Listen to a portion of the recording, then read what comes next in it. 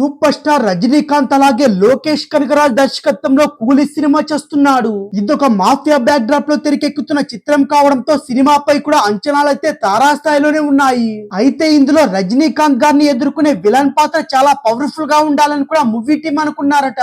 ఇక దానికి తగ్గట్టుగానే ఆ క్యారెక్టర్ కోసం అయితే చాలా మంది యాక్టర్లు అనుకున్నప్పటికీ చివరికైతే కింగ్ నాగార్జున గారిని అయితే ఆ క్యారెక్టర్ లోకి తీసుకున్నారు. ఈ సినిమాలో కింగ్ నాగార్జున గారు సైమన్ అనే పాత్రలో కనిపించబోతున్నట్టు పోస్టర్ ద్వారా వెల్లడించడం జరిగింది. అంతేకాకుండా నాగార్జున గారి బర్త్డే సందర్భంగా ఈ సినిమాకు సంబంధించిన ఫస్ట్ లుక్ పోస్టర్ కూడా రిలీజ్ చేశారు. అయితే ఇప్పుడు నాగార్జున గారు డిఫరెంట్ పాత్రను పోషించడానికైతే గ్రీన్ సిగ్నల్ ఇచ్చారట. ఇక మొత్తానికైతే విలన్ పాత్రలో నాగార్జున గారు నటించడం అయితే ఇదే మొదటిసారి కాబట్టి ఇందులో తన నట విశ్వరూపాన్ని చూపించాలనే ప్రయత్నంలో ఉన్నట్టు క్లారిటీ ఇచ్చారు.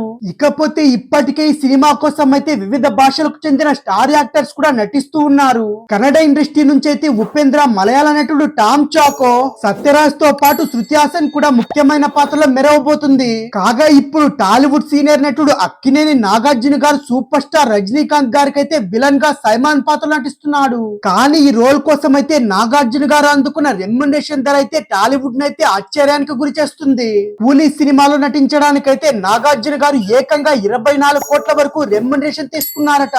లోకేష్ కనగరాజ్ పై ఉన్న నమ్మకంతో మూవీ మేకర్లు కూడా నాగార్జున గారు అడిగినంత ఇవ్వడానికి కూడా రెడీ అయినట్టు తెలిసింది. కాకపోతే నాగార్జున గారు హీరోగా నటించే సినిమాకు తీసుకునే రెమ్యునరేషన్ అయితే 7 లేదా 8 కోట్ల రూపాయలు మాత్రమే. ఇక కూలీ కోసం అయితే దీనికి 3 రెట్లు ఎక్కువగానే తీసుకున్నారని, విలన్ రోల్ కోసం అయితే చిత్రానికి ఎక్కువ రోజులు కాల్ షీట్స్ కూడా ఇచ్చారని, ఆ మేరకు భారీ మొత్తం ఛార్జ్ చేసినట్టు సమాచారం వచ్చింది.